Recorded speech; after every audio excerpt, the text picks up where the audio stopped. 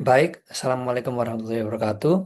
Kami dari kelompok 19 ingin menjelaskan sedikit mengenai sistem yang kami rancang yang bernama Equals, yaitu Geographic Information System, Decision Support System, dan kami mengambil studi kasus dari penutupan 25 gerai Alfamart dan Indomaret di Lombok Tengah.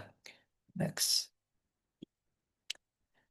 Oke, jadi tim membersnya ada yang pertama saya, Arko Valendrawan dengan NIM akhir 063 dan teman saya Muhammad Abid Maulana dengan NIM akhir 113. Next. Oke, latar belakang kasus ini. Jadi pada Mei 2026, Pemkab Lombok Tengah itu sudah menutup 25 gerai Alfamart dan Indomaret karena dinilai melanggar Perda Nomor 7 Tahun 2021, yang dimana itu melarang toko swalayan berdiri dalam radius kurang dari 1 kilometer dari pasar tradisional. Penutupan ini bukan keputusan mendadak satu orang, melainkan lahir dari kajian lintas organisasi perangkat daerah. Tapi di sinilah dilemanya. Gerai-gerai tersebut sebenarnya sudah mengantongi izin resmi dan beroperasi sekitar 10 tahun. Dan akibat dari itu, muncullah dua gelombang protes berlawanan. Di satu sisi, ada para anggota DPR yang mempertanyakan asas kepastian berusaha, sementara di sisi lain ada para karyawan yang terancam kehilangan pekerjaan turun berdemonstrasi. Kasus ini juga membuka persoalan yang lebih besar, yaitu payung hukum penataan retail selama ini hanya setingkat perda, sehingga rawan menimbulkan ketidakpastian dan sampai akhirnya muncul inisiatif RUU pemberdayaan pasar tradisional. Rumusan masalah. Jadi yang pertama ada dilema efisiensi. Dan dalam konteks sistem informasi, dilema ini muncul ketika keputusan yang menguntungkan mayoritas mengancam keberlangsungan hidup kelompok rentan dan memunculkan tantangan etis yang kompleks bagi profesional. Yang kedua ada keadilan dalam perizinan.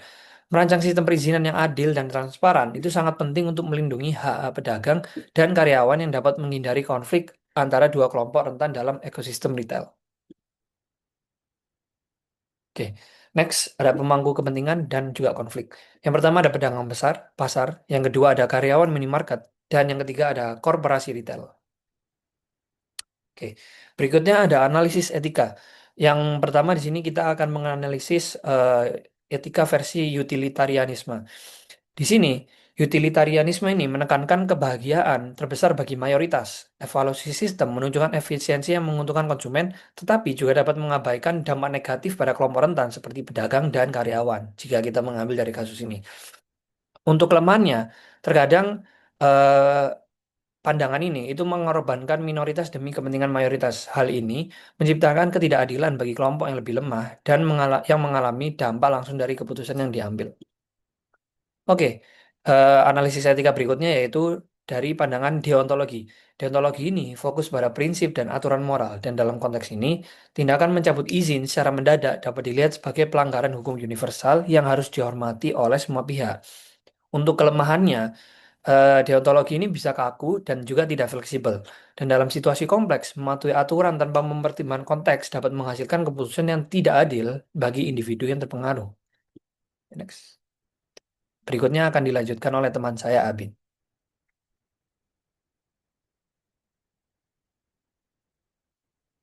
Oke, selanjutnya ini kita ada di slide akar masalah sistem informasi. Jadi sebelum kita bicara solusi, penting untuk kita pahami dulu, ini bukan semata-mata kegagalan hukum, ini kegagalan sistem informasi. Nah, di sini kalau kita lihat flowchartnya, prosesnya itu udah terlihat rapi. Investor udah ajukan izin, Pemda verifikasi, izin terbit, gerai beroperasi, tapi disitulah masalah prosesnya berhenti di sana. Tidak ada loop balik, tidak ada mekanisme yang secara efektif memantau apakah kondisi lapangan masih sesuai dengan asumsi saat izin keluar. Akibatnya, ada 4 celah kritis yang muncul. Yang itu yang pertama, izin diterbitkan tanpa asesmen dampak ke ekosistem retail lokal, tidak ada basis data terintegrasi antar Pemda, pedagang pasar, dan investor, evaluasi berkala tidak berjalan, sehingga masalahnya baru terdeteksi setelah 10 tahun dan tidak ada notifikasi dini bagi pihak yang akan terdampak. Ini yang equals coba jawab, bukan sekedar menambah aturan tapi menutup celah-celah sistematik ini dengan infrastruktur data yang tepat. Oke, selanjutnya ada solusi dari equals. Ini adalah konsep intinya. Di sini ada diagram IPO 3 kolom. Yang pertama ada input, proses, dan ada output. Secara teknis, sistemnya bekerja di tiga lapisan ini. Untuk input, investor memasukkan koordinat lokasi rencana gerai, sistem menarik data pedagang pasar terdekat, dan data omset serta ketergantungan ekonominya. Yang di tengah ini ada proses, jadi Spatial Query berjalan untuk mendekati pasar mana yang masuk radius buffer. Kemudian, algoritma pembobotan dampak menghitung skornya berdasarkan indikator nyata. Ada juga validasi data secara partisipatif, artinya data ini bisa diverifikasi bukan hanya dari satu sumber aja. Lalu yang di kanan itu adalah outputnya. Outputnya itu bukan iya atau tidak, tapi skor berwarna. Yaitu ada hijau berarti dampaknya rendah, kuning yaitu perlu kajian lebih lanjut, dan yang terakhir ada merah berarti tidak direkomendasikan.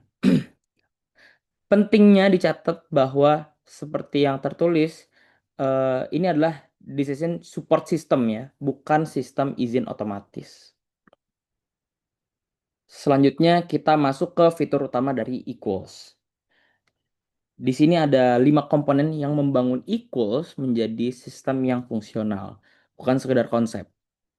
Yang pertama paling kritis secara teknis adalah JIS Spatial Engine. Ini yang melakukan buffer radius dan overlay peta sehingga sistem bisa mendeteksi secara spasial pasar mana yang benar-benar terdampak. Ilustrasinya saya berikan di sisi kiri. Ini menunjukkan logikanya. Titik merah adalah rencana gerai, titik oranye adalah rencana gerai, dan eh, titik lingkaran biru adalah zona buffernya. Yang kedua, selain Spatial Engine ada scoring algorithm.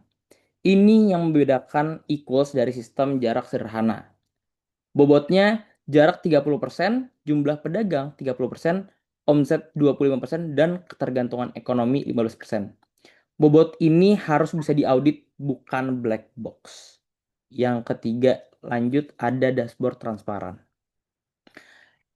Setiap keputusan tercatat dan bisa dilihat publik, termasuk alasan penolakan atau persetujuan. Selanjutnya ada jalur banding, yaitu di mana investor yang ditolak bisa mengajukan keberatan dengan data tambahan. Ada tenggat waktu yang jelas juga. Yang terakhir atau yang kelima, ini yang paling bedakan Equal secara etis, yaitu modul perlindungan karyawan. Kalau di sebuah gerai ditolak, sistem otomatis mengerahkan ke bursa kerja dan program pelatihan ulang. Ini juga mengakui bahwa karyawan juga pihak yang terdampak, bukan hanya pedagang. Selanjutnya, setelah fitur, kita lanjut ke tata kelola dan akuntabilitas.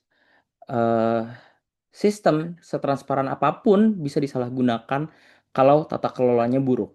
Jadi, kita perlu bicara siapa yang memegang kontrol apa.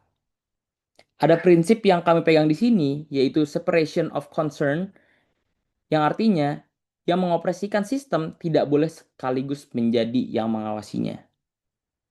Operatornya adalah pemerintah daerah, mereka yang menginput data dan keluarkan keputusan akhir, tapi yang mengaudit algoritma adalah lembaga independen atau akademisi. Ini penting supaya tidak ada satu pihak yang menguasai sekaligus logika penilaian dan eksekusi keputusan. Selanjutnya, data pedagang diverifikasi secara partisipatif. Pedagang dan asosiasi pasar bisa melaporkan dan memvalidasi data mereka sendiri. Ini bukan hanya sekedar teknis, ini soal legitimasi. Jadi, data yang datang dari komunitas itu punya kredibilitas yang berbeda dari data yang dikumpulkan sepihak oleh Pemda. Log setiap keputusan dibuka ke publik. Ini yang kami sebut akuntabilitas horizontal, bukan hanya vertikal ke atasan. Dan yang terakhir, data pedagang dikumpulkan dengan consent, bukan sistem surveillance. Oke, kita masuk ke kesimpulan dan keterbatasan. Sebelum menutup, ada hal yang ingin kami sampaikan dengan jujur. Equals memiliki potensi yang nyata. Ia bisa menyediakan evidence base yang objektif dan teraudit. Memastikan setiap keputusan perizinan tercatat dan transparan. Mendeteksi potensi dampak sebelum izin keluar dan memberikan due proses melalui jalur banding yang terstruktur. Tapi, ada hal yang tidak bisa dilakukan sistem ini, dan kami tidak ingin menutup-nutupinya. Equals tidak bisa memaksa kemauan politik. Kalau Pemda memilih untuk tidak menggunakannya atau menggunakannya secara selektif, sistem ini tidak berdaya. Equals juga tidak bisa menjamin kualitas data input. Kalau datanya manipulatif, outputnya pun tidak bisa diandalkan. Ini yang di dunia SI kita kenal sebagai GIGO atau garbage in, garbage out. Dan terakhir, sistem ini tidak menyelesaikan konflik kepentingan antar pihak. Itu wilayah politik dan kebijakan, bukan wilayah teknologi. Seperti yang ditulis di sini, IQOS bukan solusi ajaib, ia adalah infrastruktur keadilan yang hanya bekerja dengan integritas institusi. Terima kasih. Itu saja yang bisa saya sampaikan. Kami dari kelompok 19. Terima kasih. Wassalamualaikum warahmatullahi wabarakatuh.